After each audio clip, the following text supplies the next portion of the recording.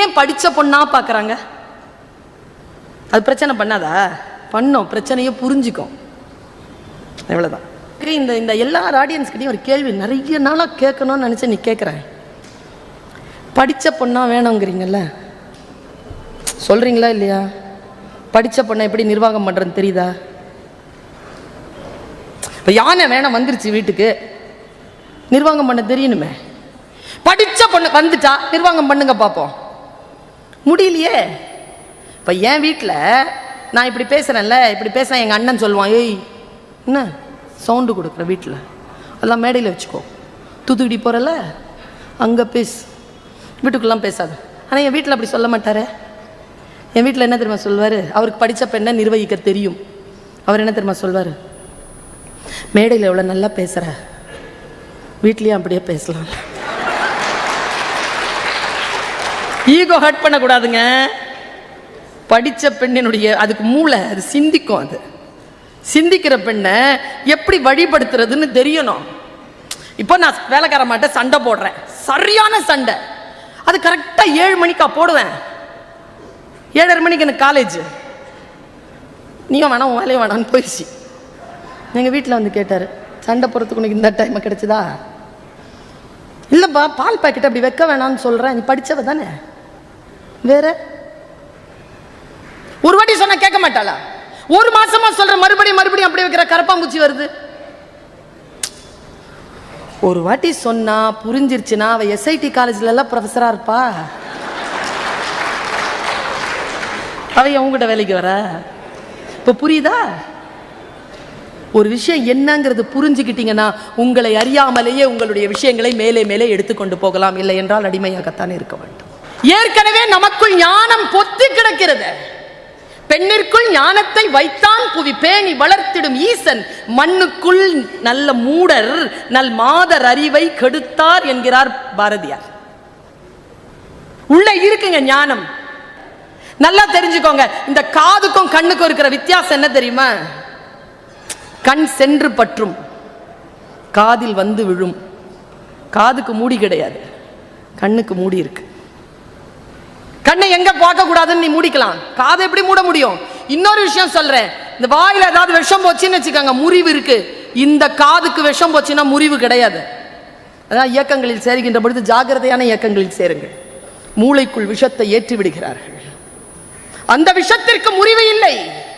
முறிவு இல்லாத நிலையிலே போய் நின்று பகுத்தறிவை சொல்லிக் கொடுக்கின்ற, பகுத்து அறியக்கூடிய ஞானம் கொண்ட இடங்களுக்கு போய் உட்கார்ந்து அந்த ஞானத்தை பெருக்கிக் கொள்ளுங்கள். இது இப்படித்தான் அவர் சொல்றாருங்க தந்தை பெரியார். இப்படி ஒரு தலைவன் கிடைப்பானா?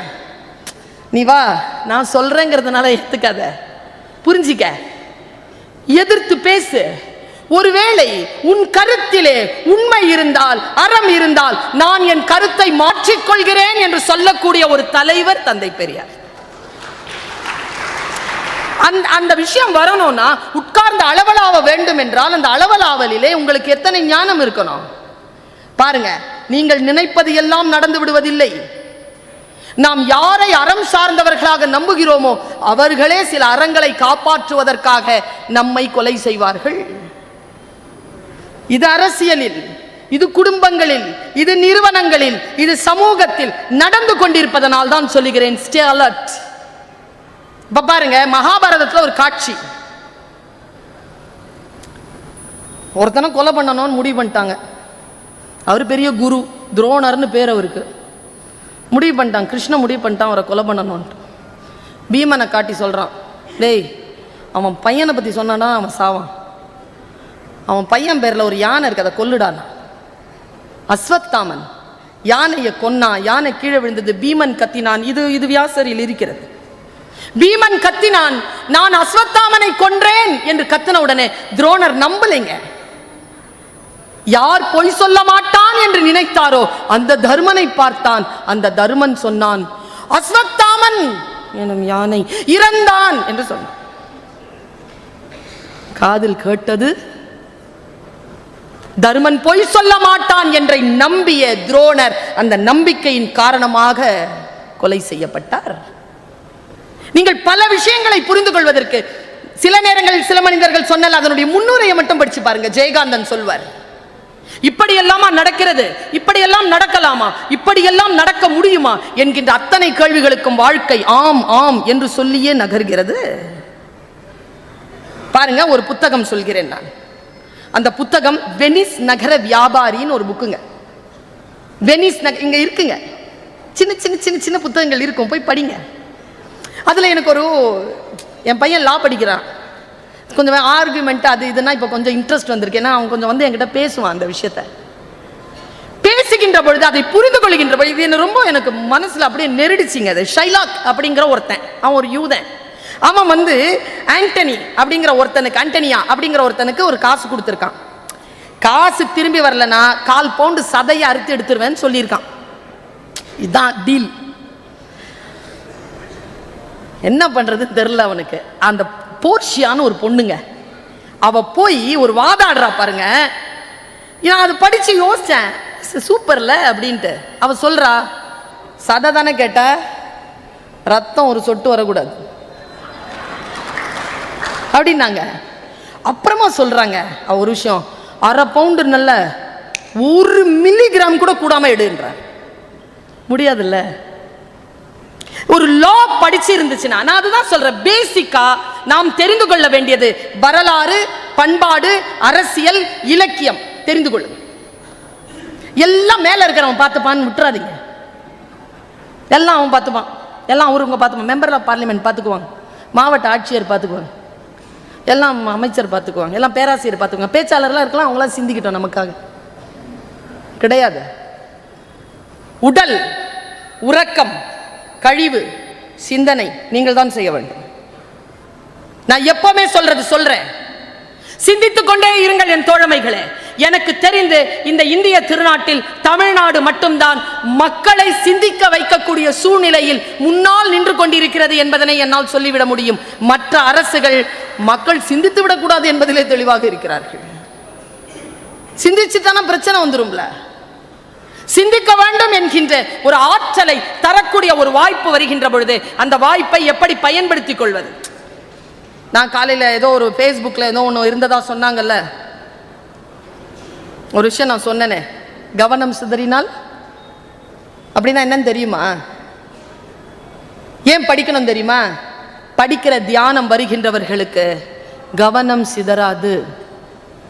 இன்றைய இளைஞர்களுடைய மிகப்பெரிய பிரச்சனை கவன சிதறல் தான். இப்படி சிதறடிக்க முடியுங்க அவங்க கவனத்தை.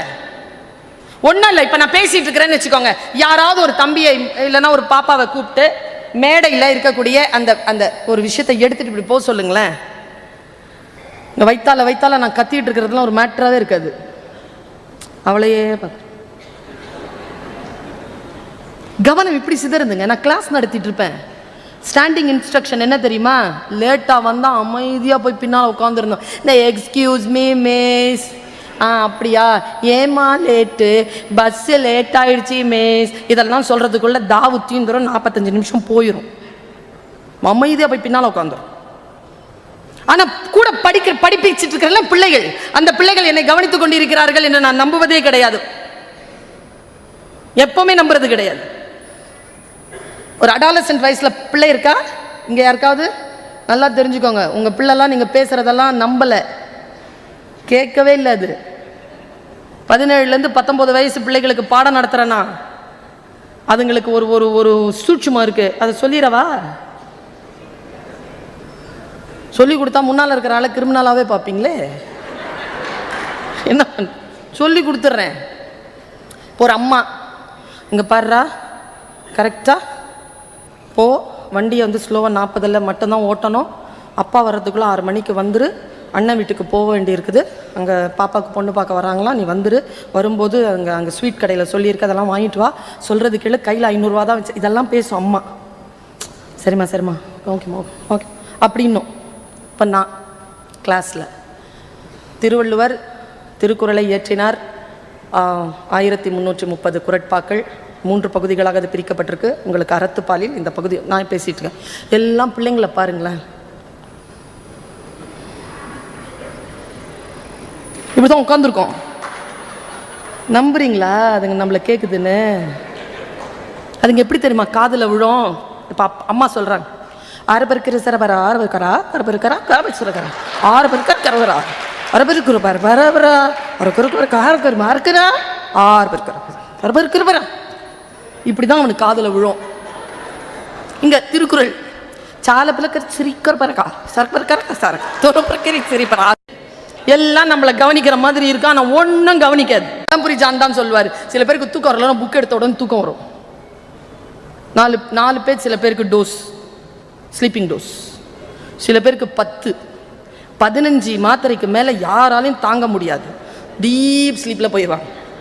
அதான் வலம்புரி சொல்வார், நீ எந்த புத்தகத்தை புரட்டி புரட்டி படிக்கிறாயோ அது நல்ல புத்தகம் அல்ல, படிக்கின்ற பொழுதெல்லாம் எந்த புத்தகம் உன்னை புரட்டி புரட்டி போடுகிறதோ அதான் நல்ல புத்தகம்னு சொல்ல. நம்மளை புரட்டி போடணும். கலைஞர் அவர்களை தாய் புரட்டி போட்டாரு. கடையனுக்கும் கடை தேற்றம் மகாத்மா காந்திய புரட்டி போட்டுச்ச. நூல்கள் நம்மை புரட்டி போடுகின்றன. புரட்டி போடுகின்ற நூல்களை எடுத்து வாசிங்க. நான் ஆல்பர்ட் காமியூ வாசிச்சிட்டு இருக்கிறேங்க. பதறுதுங்க, படிக்கின்ற பொழுதெல்லாம் பதறுகிறது, வார்த்தைகள் அப்படி வருது. ஆண்டன் செக்காவ் வாசிக்கிறேன், 6வது வார்டு எத்தனை முறை வாசிச்சாலும் புதிய உலகத்திற்குள் மறுபடி வந்து அழைத்துக் கொண்டு போகிறான். நம் மனங்களை தட்டி தட்டி புரட்டி புரட்டி விசாரிக்கிறான் அந்த படைப்பாளன். புரிந்து கொள்ளுங்கள், இந்த உலகத்தில் புரிந்து கொள்வதற்கான ஒரே பயிற்சி வாசிப்பு தான். யாரை படிப்பது என்றால் வெறும் நூலை படிப்பது மட்டுமல்ல. இதோ உட்கார்ந்து கேட்கிறீர்களே பேச்சை. எனக்கு தெரிந்த இந்த உலகத்திலேயே, இந்திய சமூகத்திலேயே இல்லது உலகத்தில் இருக்கக்கூடிய அத்தனை சமூகத்திலும் ஒருவர் பேசுகிறார் என்றால் 10 நாளும் வந்து உட்கார்ந்து அதை கேட்கக்கூடிய மரபு தமிழ் மரபுதான். தமிழ் மரபில் தான் கேட்கக்கூடிய. அதனால் தான் கேள்வியை செல்வம் என்றார்கள். நம்மில் பல பேருக்கு இல்லாத ஒரு விஷயம் எது என்றால் உட்கார்ந்து ஒரு நிமிஷம் வாசிக்கிற பழக்கம் இன்னைக்கு இல்லை. நான் இப்படி சொல்றேங்க, ஏன் படிக்கணுங்கிறத நான் இப்படி சொல்ல ஒரு டீச்சரா சொல்றேன், புரியுதா பாருங்க. கல்வி இருக்குல்ல, ஏன் கற்றவர்களா பார்த்து இவங்க கூட்டிட்டு வந்து மேடையில பேச வைக்கிறாங்க? ஒரு எழுத்தாளரை ஏன் பிடிச்சு போடுறாங்க, பேசுப்பா. படித்த பேராசிரியர்கள், சிந்தனையாளர்களை ஏன் கூப்பிடுறாங்க? கல்வி இருக்கு இல்லைங்க. நான் இன்னைக்கு ஒரு வெளிச்சத்தை, ஒரு திரையை விலக்கி விட்டு போகிறேன். கல்வி என்பது வேறு, அறிவு என்பது வேறு. பல்கலைக்கழகங்களில் படிக்கின்றவர்கள் மட்டும்தான் புத்திசாலிகள் கிடையாது. தந்தை பெரியாரோ எந்த பல்கலைக்கழகத்திலும் படிக்கவில்லை, ஆனால் அவரை பல்கலைக்கழகங்கள் படித்துக் கொண்டிருக்கின்றன. எது அறிவு? அறிவுக்கும் கல்விக்கும் என்ன வித்தியாசம்? இவ்வளவுதான். கல்வி என்பது வெளியிலிருந்து உட்செல்வது, அறிவு என்பது உள்ளிருந்து வெளிப்படுவது. இந்த 2 தான் ப்ராசஸ். ஒரு டீச்சரா நான் இருக்கிறேன், படி படி படின்னு சொல்றேன். குழந்தையை ஏன் படின்னு சொல்றேன் தெரியுமா? கல்வி கற்றால் என்ன நடக்கும்? இப்போ மோட்டர் பம்ப் இருக்கு, அந்த பம்ப் வந்து ஸ்டக் ஆயிடுச்சு, தண்ணி இழுக்க மாட்டேங்குது. வீட்டில் இருக்கிறவங்க என்ன பண்ணுவாங்க? நேரா சுவிட்ச் ஆஃப் பண்ணிட்டு அந்த மோட்டரை திறந்து ஒரு சொம்பு தண்ணி போட்டு மூடி ஆன் பண்ணுவாங்க. என்ன ஆகும்? மூட மாட்டாங்க, ப்ரெஷர் பண்ணுவாங்க கையை வச்சு. குப்பு குப்பு குப்பு குப்புன்னு தண்ணி வெளியில வரும். முதல்ல எந்த தண்ணி வரும்? பிசிக்ஸ். எந்த தண்ணி வரும்? போட்ட தண்ணி வரும். அப்புறமா எந்த தண்ணி வரும்? உள்ள இருந்த ஊத்து வரும். போடுற சொம்பு தண்ணி தான் கல்வி. சரியான வகையில் உள்ள போட்டா உள்ள இருக்கின்ற அறிவை அது எடுத்துக்கொண்டு வரும் என்பதற்காக படிக்க வேண்டும். முடிஞ்சா வாசிங்க. இந்த கவனத்தை சிதறடிக்காமல் இருக்க வேண்டும் என்பதற்காக சொன்னேன்ல, ஒரு சிறிய காட்சி உங்களுடைய கவனத்தை மாற்றும் என்று. நான் பல இடங்களில் இதை சொல்லிக் கொண்டிருக்கிறேன். இளைஞர்கள் இருக்கிறீர்கள் என்பதற்காக சொல்லுகிறேன். எப்பவுமே don't allow anybody to distract you. Distraction வருதா? பர்வீன் சுல்தான் அவனுடைய வெற்றி என்ன தெரியுமா? எல்லாம் படிச்சவெல்லாம் கிடையாதுங்க, அப்சர்வேஷன். Stay alert. சுற்றி என்ன நடக்குதுன்னு பாருங்க. அந்த நேரத்தில் கவனத்தை சிதறடிக்காது. ஒரு ரோட் கிராஸ் பண்ணும்போது, ஒரு கார் டிரைவ் பண்ணும்போது, ஒரு சமையல் செய்கின்ற பொழுது, ஒரு புத்தகத்தை வாசிக்கின்ற பொழுது, யாரிடமாவது பேசுகின்ற பொழுது, நடக்கின்ற பொழுது ஸ்டே அலர்ட். ரொம்ப முக்கியமான ஒரு விஷயம். படித்தால் எது தெரியுது தெரியுமா? எனக்கு எதெல்லாம் தெரியலங்கிறது தெரியுதுங்க. எவ்வளோ பெரிய விஷயம் தெரியுமா? இப்போ உதாரணத்துக்கு சொல்கிறேன், இப்போ புடவை கட்ட எனக்கு தெரியாது, இது எனக்கு தெரிஞ்சிருக்கணுமா இல்லையா? இல்லைன்னா என்ன நடக்கும்? அவமானப்படுவேங்க. தெரியாத ஒன்றை தெரிந்து வைத்திருப்பது போல் நடித்தால் அவமானப்படுவேன். கார் ஓட்ட தெரியாது, எனக்கு தெரியாது என்பதே தெரியாது, கார் வந்துருச்சு ஏறி உட்கார்ந்துட்டேன், என்ன ஆகும்? அவமானப்படுவேன். எனக்கு தெரியாது என்பதை எனக்கு தெரிந்திருக்க வேண்டும், தெரிந்து கொள்வதற்கு முயற்சி செய்ய வேண்டும். அதற்கான வெளியை நாம் அதிகப்படுத்த வேண்டும் என்றால், நான் இப்போ சமீபத்தில், நான் இதை எப்படி சொல்றதுன்னு தெரியல, சின்ன பிள்ளைங்க இருக்கிற அவையில் சொல்லிடுறது, கற்றறிந்த அவை சொல்லிடுறேன், எஜுகேஷன் தானே, எனக்கு என்ன சிந்தனை உங்கள். அதான் சொல்லுவேன், காரல் மார்க்ஸ் இறந்த பொழுது ஏங்கல்ஸ் அப்படித்தானே சொன்னான். அவன் மரணத்தை எப்படி அறிவித்தான்? நாம் எல்லாம் காலமானார், இயற்கை எழுதினார், சிவபதவி அடைந்தார், மண்டையை போட்டார், டிக்கெட் வாங்கினார். கோயம்புத்தூர்ல ஒரு ஆளு 96 அகவையில் என் தாத்தா அகால மரணம் அடைந்தார்னு எழுதினான். ஐயா, 96 வயசுல எப்படியா அகால மரணம்னா? அவன் சொல்றான், போற வயசுல போகாம லேட்டா போனாலும் அது அகாலம் தானே அப்படிங்கிறான். தெரியல எனக்கு. ஆனால் ஏங்கல்ஸ் என்ன சொன்னான் தெரியுமா? என் தோழன் காரல் மார்க்ஸ் சிந்திப்பதை நிறுத்தி கொண்டான். சிந்திப்பதை நிறுத்தி கொள்ளுதல் மரணம்ங்க, மரணம் அடைவது. அது பாருங்க, நான் இப்போ உங்களுடைய சிந்தனையை தூண்டி விடுறேன். நான் வந்து மலேசியா போயிருந்தேன். நம்லிஃபான்னு ஒரு அமைப்பு, எல்ஐசிங்க, லைஃப் எனக்கு சூப்பராக பிடிக்குங்க. எல்ஐசி ஒரு ஒரு ஒரு மோட்டிவேட்டராக நான் ரொம்ப வியக்கிற ஒரு இடங்க அது எல்ஐசி. எங்க சாவுங்க, அதாங்க கேபிட்டல். அதுக்கு முதலீடு சாவு. என்னைக்கு சாவோன்னு தெரியாது பாருங்க. அந்த துக்க நரம்ப பிடிச்சான் அவன். ரெசெஷன் வரும்பொழுது மன்மோகன் சிங் ஆட்சி காலத்தில் மன்மோகன் சிங் கவர்மெண்ட்டுக்கு உதவி செய்யக்கூடிய நிலையில் எல்ஐசி இருந்ததுங்க. அந்த அளவுக்கு அது அப்படி கட்டி காப்பாத்துச்சு. சாவ வச்சுக்கிட்டு நாம நல்ல நல்ல விஷயங்களை வச்சுக்கிட்டே நம்மளால ஸ்டார்ட் அப்ஸ் கொடுக்க முடியல. அவன் சாவ வச்சுக்கிட்டு எவ்வளவு பெரிய விஷயமா வளர்ந்தான். எல்ஐசினோட எனக்கு பிடிக்கும், நான் போயிட்டேன். எப்பவுமே எனக்கு எப்படின்னா, ஒரு நிகழ்ச்சிக்கு வந்தானா உட்காந்து ஒரு 5 நிமிஷம் அப்சர்வேஷன். யாருக்கு பேச போகிறோம், அவர்களுடைய மனநிலை எப்படி இருக்கிறது, ஆர்கனைஸ் பண்றாங்களா, அவங்களுடைய நோக்கம் எதுவாக இருக்கிறது, தெரியாம பேசிட முடியாது. 11 மணிக்கு கேண்டிங் போய் இறங்கினேன். ஒரு 3 மணி நேரம் கேஎல் இருந்து போய் இறங்கினேன்னா பியூட்டிஃபுல் பிளேஸ். சாயந்தரம் 6 மணிக்கு தான் மீட்டிங். வாங்க மேடம் இங்கெல்லாம் சுற்றி பார்க்கலாம். இல்லைங்க, மீட்டிங்னா கூட்டத்தை என்னன்னு தெரியல. இது 2000 பேர் இருக்கிறாங்க, நேஷ்னல் இன்டர்நேஷ்னல் க்ரௌடு.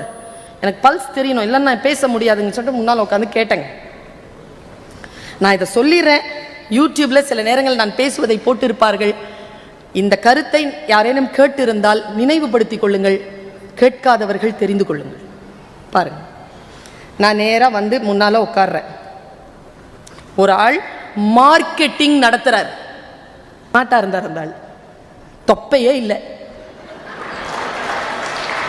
இந்த விநாயகனுக்கு மட்டும்தாங்க தொப்பை அழகு, மற்ற யாருக்கும் கிடையாது.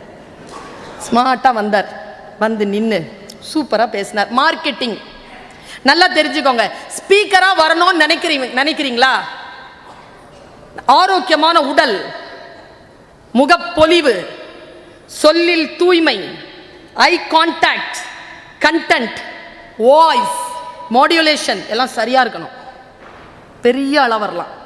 நிஜமா சொல்றேன், பெற்றோர்களை தயவு செய்து உங்க குழந்தைங்கிட்ட 2 வார்த்தை சொல்லி திட்டாதீங்க. நடிக்காதரா விளையாடாதாரா, நான் 2 டிபார்ட்மெண்ட் தான் நிறைய சம்பாதிக்குது, சொல்லவே சொல்லாதீங்க. அதை கரெக்டாக சேனலைஸ் பண்ணுங்க.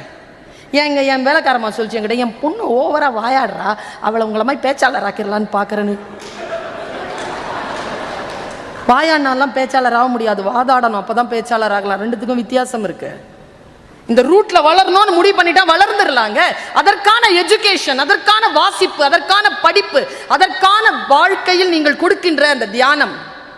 வந்தார் ஒருத்தர், மார்க்கெட்டிங், ஒரு பொருளை எப்படி விற்கிறதுன்னு சொல்லி கொடுக்குறார்.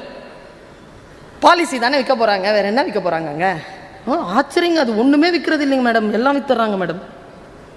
ஒரு ப்ராடக்டை நம்ம கையில் வாங்குறது இல்லை சார், லட்சக்கணக்கில் கையிலேருந்து காசு வாங்கிடுறாங்க. பாலிசின்னு பேர் இதுக்கு. சூப்பராக இருக்கேன்னு சொல்லிட்டு உட்காந்துட்டு இருந்தேன்.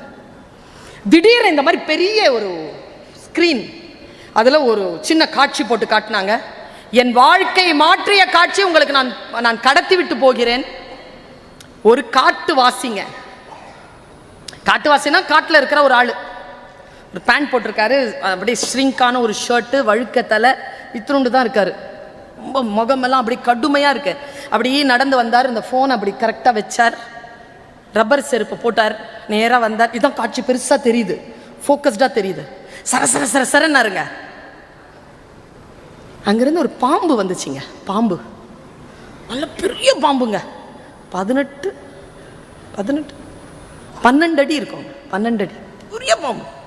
அப்படியே வந்துட்டு கரும் பாம்புங்க, சுற்றி இப்படி வந்து நின்றுச்சிங்க. What a wild beauty. நான் அதை அப்படியே பாம்பை மட்டும் நல்ல ஃபோக்கஸ் இருக்கு அந்த ஃபோனில். அந்த பாம்பையே பார்க்குறேன், என்னடா இது கடவுள், இவ்வளோ அழகு இயற்கை. பாம்பையே பார்த்துருக்கேன். நாம போய் செருப்பை கழட்டிட்டு ஒரு நிமிஷம் அப்படி கிட்ட வந்தாங்க. இதாங்க மார்க்கெட்டிங். எப்பா பாம்பை வச்சு மார்க்கெட்டிங் சொல்லி தந்தாரு அந்த மனுஷன். வந்துட்டு அந்த பாம்பு இப்படி நிற்கிதுங்க, படம் எடுத்து. என்னங்க பண்ணணும்? பாம்பு கிட்ட வந்தா சுன்னு சொல்லணும், இல்லைன்னா நம்மள மாதிரி ஆளாக இருந்தால் கம்முன்னு போயிடணும். 2 தானே பண்ணணும், பண்ணலைங்க. இங்கே இருக்கக்கூடிய பெண்களுக்கு சொல்லுகிறேன், இளைஞர்களுக்கு சொல்லுகிறேன், என்ன நடக்கிறது நம் வாழ்க்கையில் அதான் அந்த பாம்பின் வாழ்க்கையில் நடந்தது. அந்த பாம்பு அப்படி நின்றுச்சு. அவன் கிட்ட வராங்க. கிட்ட வரும்போது அந்த பாம்பு மிரளுதுங்க. நான் தாய்ங்க, நான் ஒரு டீச்சர், பேச்சாளர், மற்றதெல்லாம் செலிபிரிட்டி எல்லாம் எடுத்து அந்த பக்கம் ஓரமாக வைங்க. பேசிக்க, நான் ஒரு பொண்ணுங்க. என் ஈரல் பதறுதுங்க அதை பார்த்து. ஏன் பாம்பே பயப்படுற? அவன் என்ன பண்ணுறான்னு நீ பயப்படுற? ஏன் இவ்வளோ ஒதுடுற? என்ன நடக்குது உனக்கு? இப்படி இப்படிங்குதுங்க. அப்புறமா ஒன்று செஞ்சதுங்க. அவன் டப்புன்னு உட்காந்தான் பாருங்க. இது இப்படி ஆயிடுச்சுங்க. ஐயோ, என்னடா நடக்குது வாழ்க்கையில்? அவன் என்ன திறம் பண்ணா, அப்படி ஆன உடனே அவன் வஜ்ராசனத்தில் உட்காந்துருந்தாங்க. தொழுகையில் உட்காருவோம்ல கீழே சஜ்தால, அந்த மாதிரி உட்காந்துருந்தான். உட்காந்து அந்த தலை இங்கங்க ஒரு முத்தம் கொடுத்தாங்க. 2000 பேர் எழுந்திரிச்சு கை தட்டுறாங்க. பாம்பு தோத்ததான், அவன் ஜெயிச்சிட்டான். அவர் அப்படியே பின்னால் எழுந்திரிச்சு வந்துட்டான். இவ்வளோதாங்க நடந்தது. அந்த முட்டாள் பாம்புக்கு தான் முத்தமிடப்பட்டதே தெரியாமல் பின்னால் போயிடுச்சு அது. ஆனால் எல்லாரும் கிட்டே அது தோத்துருச்சுதுன்னு அதுக்கே தெரில, போயிடுச்சு. எனக்கு ஆறலைங்க அந்த ஆள் சொன்ன விளக்கம். அதுக்கப்புறமா, மை டியர் ஆடியன்ஸ், அந்த பாம்பு, அந்த காட்டுவாசி, அந்த முத்தம், 3 பேருக்கும் இப்போ விளக்கம் தருகிறேன், நீங்கள் கேட்டுக்கொள்ளுங்கள். அந்த காட்டுவாசி தான் ஏஜென்ட்,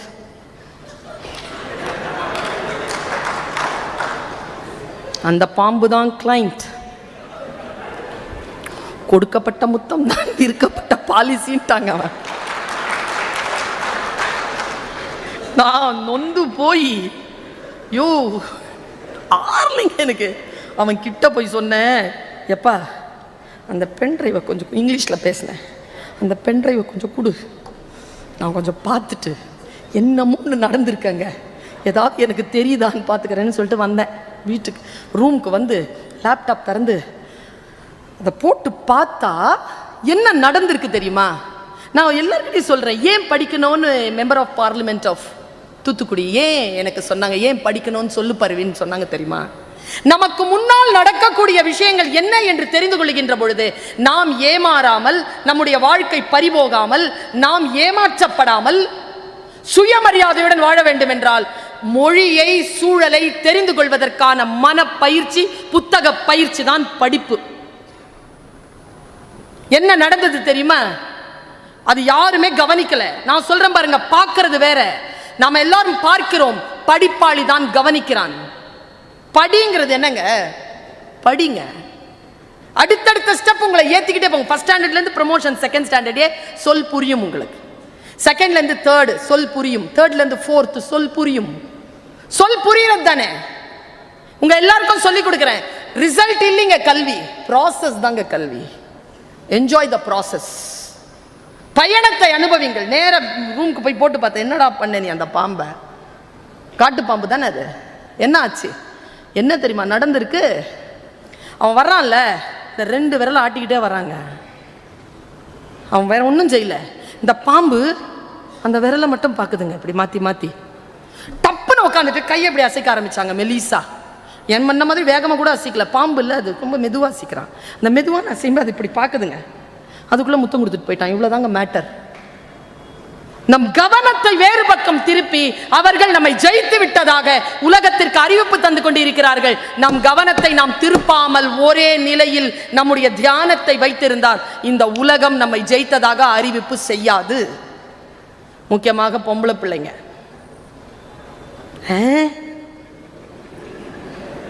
அப்படியா, நிஜமாவா சொல்ற? என் மேல நம்பிக்கை இல்லையா? சொல். கவனத்தை திருப்புகின்ற சொல். மயங்காதீர்கள். ஏனென்றால் இன்றைக்கு சொல்லுகின்ற சொல் நாளைக்கு உங்களுடைய வாழ்க்கையை அடகு வைப்பதாக, இதோ இந்த பாம்புக்கு முத்தம் கொடுப்பதாக அமையும்.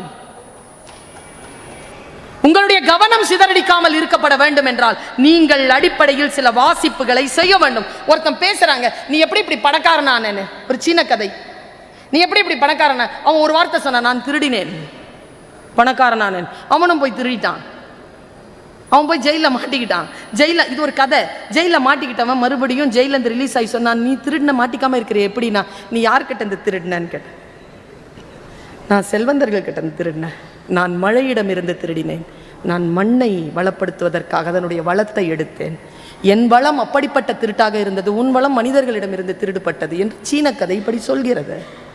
வாழ்க்கையில் வித்தியாசமான வார்த்தைகள் வந்து சேரும். அது நீதியா நீதி அற்றதா, அதற்கு பின்னால் ஏதேனும் இருக்கிறதா, இன்பம் துன்பம் என்ற இடைவெளியை கடந்து வெறுமை என்கின்ற நிலையில் நாம் நிற்க வேண்டுமா, இருவினை நீங்க வேண்டுமா, அந்த பயணம் எப்படிப்பட்டது என்பதனை வாழ்க்கை தான் நமக்கு சொல்லித் தருகிறது. இந்த வாழ்க்கை பயணத்தில் இருக்கின்ற பொழுது நீ எதுவாக இருந்தாலும், எது பேசினாலும் எனக்கு புரிகிறது என்று சொல்லுவது எவ்வளவு பெரிய விஷயங்க. ஒரு விஷயம் பேசும்போது புரிஞ்சிருச்சுன்னா, இப்ப பாருங்க, நான் ஒரு விஷயம் சொல்றேன், உங்களுக்கு புரியுதா பாருங்க. வாழ்க்கை முழுவதும் முட்டாளாக இருப்பதை விட ஒரு முறை முட்டாள் என்ற பெயர் வாங்குவது புத்திசாலித்தனம். தலையாட்டப்படாது. எக்ஸாமினேஷன் கொஸ்டின் பேப்பர் கொடுத்துருவேன்.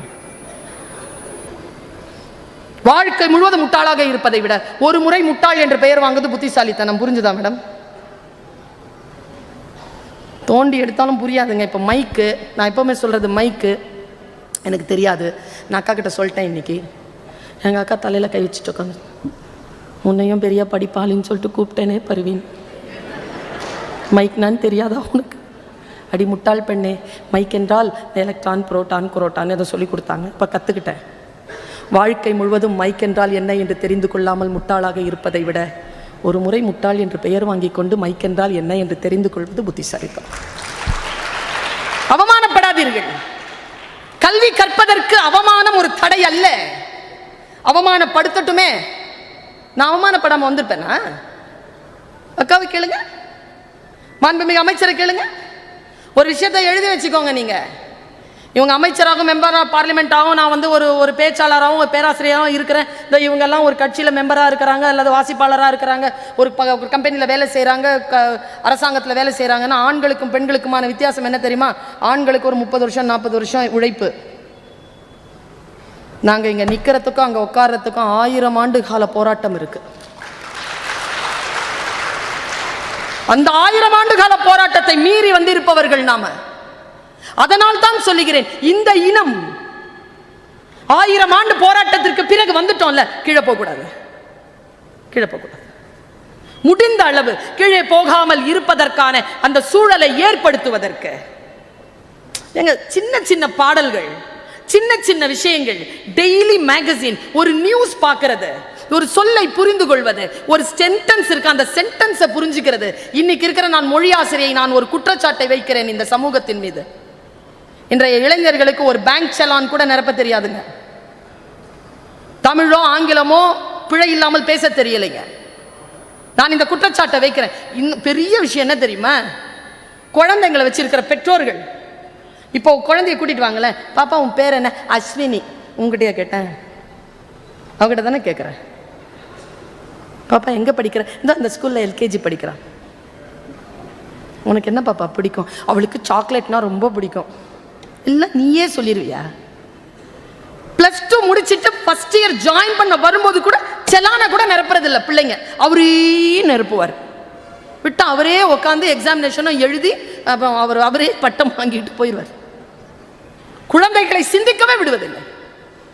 குழந்தைகளை சிந்திக்க விடுங்க. கொஞ்சம் அப்படி விட்டு பாருங்க, வெயிட்டை தூக்க விடுங்க குழந்தைகளை. அதுங்களுக்கு படிக்கிறதுனா ஏன் நான் தெரியாமல் போச்சு தெரியுமா? ஏன்னா வெயிட்டை தூக்குறது இல்லை. என்ன மேடம் ரெண்டுத்துக்கும் வித்தியாசம் இல்லை, ரெண்டுத்தையும் இன்டர் கனெக்டட். ஒரு 1/2 கிலோ கையில் புக்கை கொடுத்து கொஞ்சம் கீழே கார் வரைக்கும், பஸ் வரைக்கும், இல்லை ஆட்டோ வரைக்கும் வர சொல்லுங்களேன் அந்த பிள்ளைகளை. வெயிட்டை தூக்காத. நான் ஒரு ரகசியத்தை சொல்லவா? எந்த குழந்தை பெற்றோரின் கையில் இருந்து வெயிட்டை தன் கைக்கு மாற்றிக்கொள்கிறதோ அந்த குழந்தை பெற்றோரை முதிர முதிர பார்த்து கொள்ளும். எந்த குழந்தை கையில வெயிட்டு போயிடக்கூடாது. எங்க அம்மா என்ன அவ்வளோ டார்ச்சர் பண்ணாங்க. ஆனால் நான் இன்றைக்கும் என் தாயுடன் தான் வாழ்கிறேன். ஏன் தெரியுமா?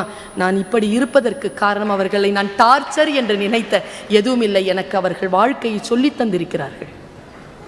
என் காலேஜில் ஸ்கூலில் புத்தக பைய கையில் சாப்பாடு கூட எல்லாத்தையும் எடுத்துட்டு அந்த பொண்ணு வாசலை தாண்டி போனதுக்கு அப்புறமா தான் கொடுக்கறதே.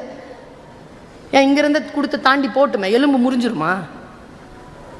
குழந்தைகளை நீங்கள் வசப்படுத்துவதே இல்லை. சின்ன வயசுலயே அந்த குழந்தைகள் என்னென்னமோ கத்துக்குது. படிப்பை தவறு, படிக்கிற பழக்கம் மட்டும் இல்லை, எல்லாம் தெரியுது. வாசிக்கின்ற பழக்கம், ஒன்றை தெரிந்து கொள்ளுகின்ற பழக்கம், ஒரு நாலேஜை பெருக்கிக்கிற பழக்கம். நான் இப்படி சொல்றேன் பாருங்க, இந்த வரிசை தாங்க நம்முடைய மரபு சார்ந்த வரிசையை நான் சொல்லுகிறேன். இதுதான் வரிசை. என்ன தெரியுமா? கல்வி. அறிவு கொடுக்காத கல்வியால் பயனில்லை. அறிவு அன்பை தர வேண்டும். அன்பு தராத அறிவினால் பயனில்லை. அன்பு அருளுக்கு மாற வேண்டும். அருளுக்கு மாறாத அன்பினால் பயனில்லை. அன்புக்கும் அருளுக்கும் இருக்கக்கூடிய வித்தியாசம், அன்பு தெரிந்தவர் மட்டும் வருவது, அருள் தெரியாதவர் மட்டும் வருவது. யாருனே தெரியாது அவங்களுக்காக அருள் வருவது. அருள் துறவுக்கு போகணும். துறவுங்கிறது என்ன தெரியுமா? தீமை செய்தவர்களை தாண்டி அவர்களுக்கு நன்மை செய்வது மட்டுமல்ல, செய்த நன்மையை அங்கேயே கழுவி விடுவது துறவு. துறவு தான் முக்திக்கு போகும். இந்த வரிசையில் இருக்கக்கூடியதற்கு பெயர் தான் கல்வி. அந்த கல்வியை தரக்கூடிய ஆற்றல் புத்தகங்களுக்கு இருக்கின்ற பொழுது அந்த புத்தகங்களை நாம் எப்படி கையகப்படுத்திக் கொள்ள வேண்டும் என்பதிலே நாம் மிக மிக தெளிவாக இருக்க வேண்டும். ஏனென்றால் நாம் சொல்லுவது போல் இந்த உலகம் இயங்குவதே இல்லை. இந்த உலகம் ஒன்றாக இயங்கிக் கொண்டிருக்கிறது. அந்த இயக்கத்தின்படி நாம் நடந்து போய் நம் இயக்கத்தின்படி அந்த உலகத்தை மாற்ற வேண்டும் என்றால் நாம் நுட்பமாக வாசித்தலையும் நுட்பமாக அறிதலையும் நுட்பமாக படிப்பதையும் கையில் எடுத்துக்கொள்ள வேண்டும். சீன தேசத்தில் ஒரு கதை இருக்கிறது. ஒருவன் இருந்தான். அவன் மன்னன். அவன் பேச்சை கேட்கவே மாட்டானா. அவன் பையன் எது சொன்னாலும் மாற்றி மாற்றி சொல்வானா, எது சொன்னாலும் மாற்றுவானா. இவங்களுக்கு சீன தேசத்தில் என்ன பெரிய தண்டனை தெரியுமா? தண்ணியில் சாவை போட்டுறது. செத்தா தண்ணியில் போட்டுருவான். அவனுக்கு உடன்பாடு இல்லை. இவ்வளோ கோமா இருக்கான் என் பையன்.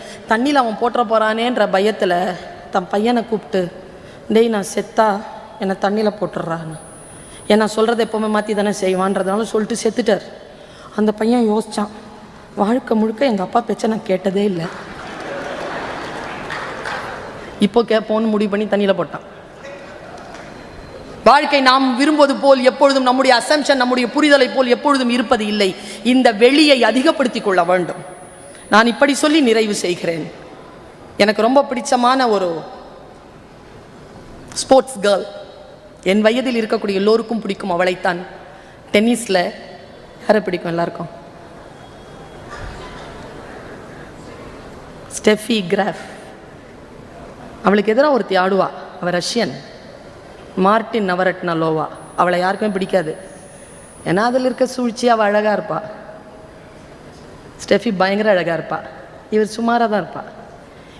எனக்கும் ஸ்டெஃபியை தான் பிடிக்கும். ஏன்னா இவ விளையாடும் போது அவனு ஒரு குரல் கொடுப்பா. எனக்கு அது பிடிக்காது. ஆனால் ஒரு விஷயம் சொன்னாங்க. அவள் சுயமரியாதைன்னா என்னன்னு சொல்லி கொடுத்தாங்க அவள் எனக்கு. நான் அதை சிறிய வயதிலிருந்து செஞ்சிட்டு இருக்கேன். என்ன எங்க எத்தனை பேர் இருக்கிறீங்க அவமானப்பட்டு இருக்கிறீங்களா? நீங்கள் பெண்களே பட்டிருக்கீங்களா? அவமானப்படுறதுல இந்த மிஞ்சி வரத்துக்கு ஒரு வழி சொல்லட்டுமா? மனசு உடஞ்சிடாதீங்க. என்னுடைய டீச்சர் ஒரு வாட்டி என்னை பார்த்து 11th ஸ்டாண்டர்ட்லேருந்து 10th 11th 12th எப்போ பார்த்தாலும் என்னை பார்த்து இப்படி சொல்லிட்டே இருப்பாங்க. உருப்பட மாட்டேனா. கெமிஸ்ட்ரி டீச்சர் பியூட்டிஃபுல்லாக இருப்பாங்க. அவங்க அழகாக இருக்கிறதுனாலே அவங்கள நான் ஒன்றுமே சொல்ல மாட்டேன். ரொம்ப அழகாக இருப்பாங்க. பியூட்டிஃபுல்லாக நடந்து வருவாங்க. பிராமின் லேடி அப்படிம்பாங்களா? எப்படி நான் இவங்களை ஜெயிக்கிறது? முடிவு பண்ணுங்க, நான் அவங்கள ஜெயிக்கணும்ன்ட்டு. அவங்க ரிட்டையர் ஆகிறதுக்குள்ள அந்த ஸ்கூலுக்கு சீஃப் கெஸ்ட்டாக போயிட்டு வந்துட்டேன். அவ்வளோதாங்க. தாங்க ஜெயிக்கிறது. ஒன்றை எப்படி ஜெயிக்கணும் அப்படின்னா நாலேஜ்ல ஜெயிக்கணுங்க. நாலேஜ்ல ஜெயிக்கணும். எப்படி ஜெயிச்சா பாருங்க மார்டின் நவரத்னலோவா என்ன 43 வயசுல ஜெயிக்கிறாங்க. அவ வேர்ல்டு லெவல் காம்படிஷனை ஜெயிக்கிறான். அவகிட்ட வந்து கேட்கறாங்க 43 இயர்ஸ் செரீனாலாம் வந்துட்டா. செரீனா வந்த பொழுது ஜெயிக்கிறா. அவ சொன்ன பதில் தாங்க இங்க இருக்கிற எத்தனை பேருக்குமான அந்த அறிவு. 43 வயசுல எப்படி ஜெயிச்சேன்னு கேட்குறீங்களா? என்னை நோக்கி வரும் பந்துக்கு என்னுடைய ராக்கெட்டிடம் சொல்லி வைத்திருக்கிறேன், அது என் வயதை அதற்கு சொல்வதே இல்லை. பாருங்க, இந்த மைண்ட் இருக்குல்ல, அது நீங்க இருக்கிற இடத்துக்கு தான் ஸ்கொயர் ஃபீட். இவர்கள் எல்லாம் ஏன் வளர்ந்திருக்கிறார்கள் யோசிச்சு பார்த்திருக்கீங்களா? இப்படி ஒரு வளர்ச்சி எப்படி சாத்தியம்? வாய்ப்புகளே கிடைக்கலனால எனக்கு கனியாக்காவை பத்தி தெரியும். நான் சின்ன வயசுல இருந்து பார்க்கிறேன் அவங்கள. அவங்க வாய்ப்பே கிடைக்கலனாலும் அவங்க அதான். அது என்ன தெரியுமா? மூங்கில் வேர் விடுறதுக்கு 4 வருஷம் ஆகும். 5வது வருஷத்துல 80 அடி வளரும். எல்லாரும் 1 வருஷத்துல வளர்ந்து, 1 வருஷத்துல வளரல, அதுக்கு கீழே கிடக்குது அத்தனை வருஷம் உழைப்பும் படிப்பும் அவமானமும் அதற்கு ஊடாக கிடைக்கிறது. அதை அனுபவித்து உறுதி பெற்றவர்கள் தான் உயர்ந்து வளர்கிறார்கள் என்பதனை இந்த உலகம் புரிந்து கொள்ள வேண்டும் என்பதற்காக மார்டின் நவரத்னலோவா சொன்னாள், நம்முடைய இருக்கிற இடம் சின்னதுதான், ஆனால் அது அந்த இருக்கிற இடம் அல்ல, இந்த புத்தியில ஒரு பெரிய இடம் இருக்கு. அதுக்கு ஸ்கொயர் ஃபீட் என்ற எல்லையே கிடையாது, பெரிய இடம். அதை அழுக்காக்காமல் பார்த்து கொள்ளுங்கள். என்ன வார்த்தை இது? என்னுடைய கோர்ட் அப்படிங்கிறது நீங்க சொல்ற அந்த அடிகள் கிடையாது, இந்த கண்ணுக்கு இடையில இருக்கிறது தான். வாய்ப்புகள் உங்களுக்குள் வருகின்ற பொழுது நீங்கள் எழுந்து நின்று அதை களமாட வேண்டும் என்றால் சில புத்திகள், சில அறிவுகள், சில ஞான தேடல்கள், சில படிப்பறிவுகள், சில வார்த்தைகள் கேட்டுக்கொள்வது, தெளிவது, அறிந்து கொள்வது என்கின்ற விஷயம் நமக்கு வர வேண்டும். அறியாமை என்பது தாங்க மோசமானது. புரியாமை என்பது அதை விட கொஞ்சம் குறைவு. தெரியாம இருக்கல பரவாயில்ல, தெரியாதவன் குழந்தை சொல்லிக் கொடுக்கலாம். இது பேனா, இது போனு, இது மைக்கு, தெரியல சொல்லிக் கொடுக்குறேன், தெரிஞ்சுக்கிட்டீங்க. புரியல, ஒரு வாட்டி சொல்றேன் புரியல, 2வது வாட்டி விளக்கி சொல்றேன் புரியுது. அறியாமை என்பது என்ன தெரியுமா? இதை இதுவாகும் சொல்வது. இன்றைய சமூகம் அப்படி இருக்கக்கூடாது என்பதற்காகத்தான் அறிவு தேடலில் நாம் போக வேண்டும். எனக்கு தெரிந்து வெற்றி என்பது யாரையோ ஜெயிப்பது அல்ல, நம் உயரத்தின் எல்லையை காண்பதுதான் வெற்றி பெறுவது. இயற்கை நமக்கு புத்தியையும் நமக்கு மொழி அறிவையும் நமக்கு வாய்ப்பையும் தருகின்ற பொழுது அதை சரியாக பயன்படுத்தி கொண்டு அடுத்த கட்டத்திற்கு உயர வேண்டும் என்று நான் கேட்டுக்கொள்கிறேன். நான் படிப்பாளிதான், படிப்பு துறையில் நான் ஒரு ராஜாளி, நான் வானத்தில் பறந்து கொண்டிருக்கிறேன். வாருங்கள் படிப்பாளிகளே, சிறிய குருவி இருந்தாலும் பறந்து வாருங்கள், வானம் பெரிதுதானே, சந்திக்கலாம்.